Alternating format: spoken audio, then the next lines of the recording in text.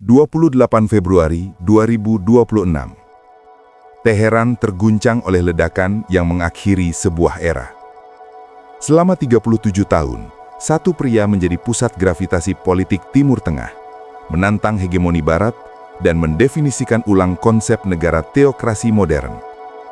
Sayyid Ali Hosseini Khamenei bukan sekadar pemimpin, ia adalah hukum itu sendiri. Dari sel penjara bawah tanah SAVAC hingga tahta pemimpin tertinggi, jejak hidupnya adalah sejarah Iran itu sendiri. Bagaimana seorang putra ulama miskin dari Mashhad mampu membangun imperium pengaruh yang membentang dari Mediterania hingga Teluk Oman, dan apa yang sebenarnya terjadi di detik-detik terakhir kekuasaannya. Ini adalah rekaman dari perjalanan hidup sang rahbar tanpa sensor dan berdasarkan catatan sejarah yang tak terbantahkan.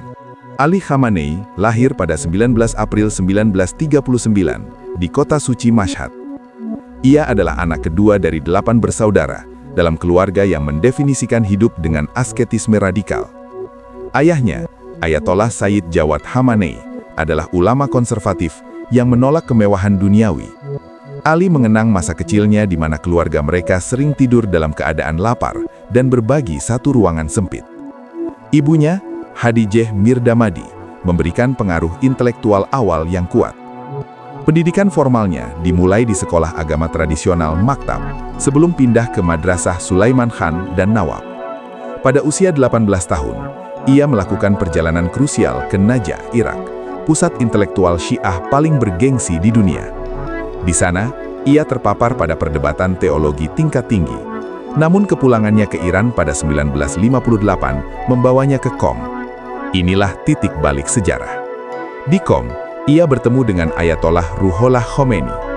Khamenei tidak hanya mempelajari jurisprudensi Islam, tetapi juga menyerap bibit-bibit revolusi politik yang kelak akan meruntuhkan monarki tertua di dunia. Tahun 1963 menandai konfrontasi terbuka pertama Khamenei dengan rezim Shah Muhammad Reza Pahlavi melalui gerakan 15 Khordad. Ia menjadi kurir pesan rahasia Khomeini untuk jaringan ulama di Mashhad.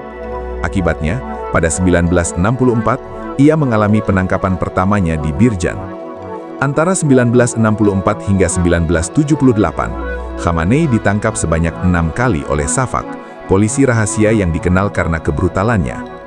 Ia menghabiskan waktu di penjara-penjara paling mengerikan seperti Evin dan Kasar, di mana ia mengalami penyiksaan fisik yang hebat. Selama masa pengasingan dan penjara, Khamenei tidak pasif. Ia menerjemahkan karya-karya revolusioner Sayyid Qutb dari bahasa Arab ke bahasa Persia, menghubungkan gerakan Islam Iran dengan pemikiran Ikhwanul Muslimin di Mesir. Ia membangun sel-sel perlawanan di Masjid Jafeh dan Masjid Karamat di Mashhad, mengubah mimbar agama menjadi panggung agitasi politik.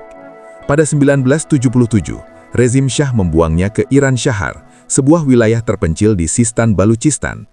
Namun ia justru berhasil membangun basis dukungan di sana dengan mengorganisir bantuan bencana banjir yang lebih efektif daripada pemerintah pusat. Februari 1979, revolusi meledak.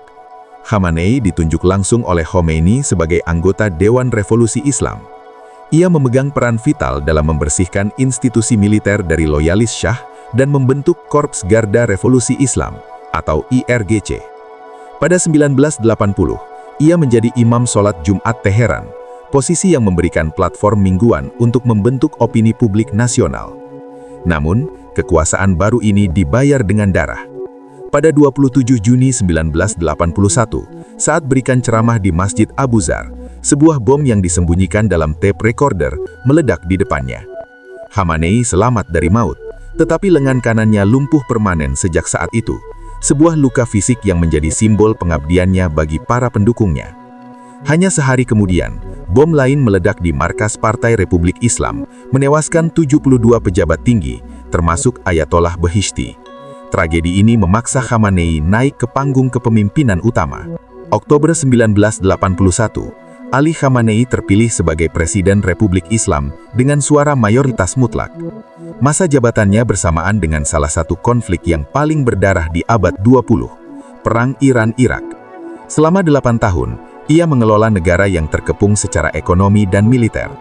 Meskipun secara konstitusional posisi presiden saat itu lemah dibandingkan Perdana Menteri Mir Hussein Musawi, Khamenei fokus pada diplomasi luar negeri dan penguatan IRGC. Ia secara rutin mengunjungi garis depan peperangan, mengenakan pakaian militer di balik jubah ulamanya, yang memperkuat citranya sebagai pemimpin pejuang. Di tengah tekanan perang, ia juga mulai membangun jaringan intelijen domestik yang sangat ketat untuk menangkal infiltrasi asing. Konflik internal dengan faksi moderat dan kiri dalam pemerintahan mulai mengasah kemampuan manuver politiknya, mempersiapkan dirinya untuk transisi kekuasaan yang tak terduga. 4 Juni 1989, Ruhollah Khomeini wafat. Dunia memprediksi keruntuhan Iran.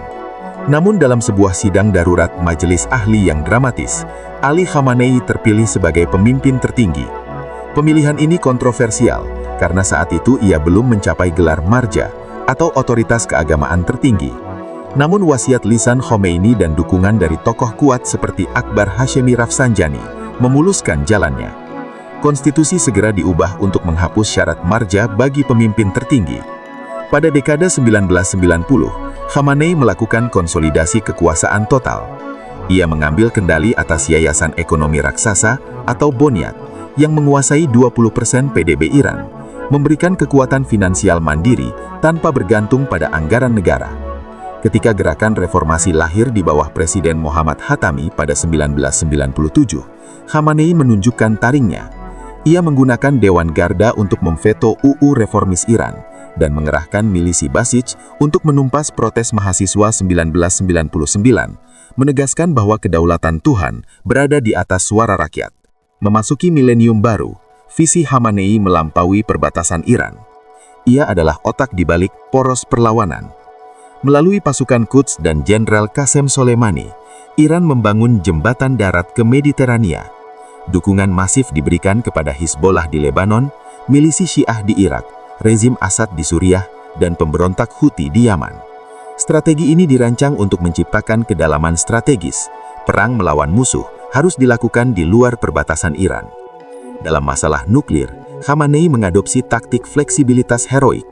Ia mengizinkan negosiasi JCPOA pada 2015 untuk meringankan sanksi, namun tetap mempertahankan infrastruktur nuklir tetap utuh. Bagi Khamenei, Barat tidak pernah bisa dipercaya. Prediksinya terbukti ketika Amerika keluar dari kesepakatan pada 2018. Sejak saat itu, ia mendorong Iran ke arah pemayaan uranium tingkat tinggi, membawa Teheran ke ambang kepemilikan senjata nuklir sebagai pencegah pamungkas terhadap perubahan rezim. Tahun-tahun terakhirnya ditandai dengan turbulensi domestik yang belum pernah terjadi. Dari protes ekonomi 2019 hingga gerakan perempuan hidup bebas pada 2022, legitimasi sistem teokrasi dites oleh generasi Z Iran yang tidak lagi mengenal revolusi 1979. Khamenei merespons dengan tangan besi, mengkonsolidasikan pemerintahan yang sepenuhnya ultranasionalis di bawah Ebrahim Raisi dan kemudian Masoud Pezeshkian setelah kematian Raisi pada 2024. Puncaknya terjadi pada awal 2026. Ketegangan regional yang mencapai titik didih memicu eskalasi militer langsung. Pada malam 28 Februari 2026, sebuah operasi udara presisi mentargetkan pusat komando di kediaman resmi pemimpin tertinggi di Teheran. Pengumuman wafatnya Sayyid Ali Khamenei pada usia 86 tahun tidak hanya menandai akhir dari masa jabatan selama 37 tahun, tetapi juga mengguncangkan fondasi geopolitik dunia. Ia meninggal saat Iran berada di persimpangan jalan antara menjadi kekuatan nuklir global atau menghadapi revolusi internal total. Ali Khamenei meninggalkan warisan yang kompleks. Bagi pengikutnya, ia adalah singa Islam yang menjaga kemandirian Iran dari imperialisme Barat. Bagi kritikusnya, ia adalah otokrat yang mengorbankan kesejahteraan rakyat demi ideologi dan ekspansi regional. Sepanjang hidupnya, ia tidak sekalipun keluar dari wilayah Iran sejak 1989. Namun perintahnya bergema di seluruh ibu kota Timur Tengah. Kini, dengan tiadanya sang arsitek, struktur besar yang ia bangun sedang menghadapi ujian terberatnya. Mampukah sistem ini bertahan tanpa sosok tunggal yang memegang semua talinya? Perjalanan hidup Sayyid Ali Khamenei adalah bukti bagaimana satu keyakinan teguh bisa mengubah peta kekuatan dunia.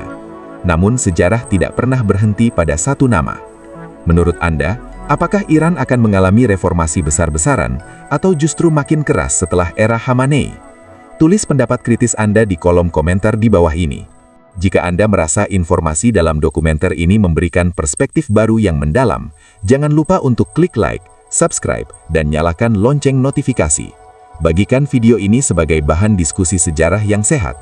Terima kasih telah menonton hingga akhir. Sampai jumpa di analisis mendalam berikutnya.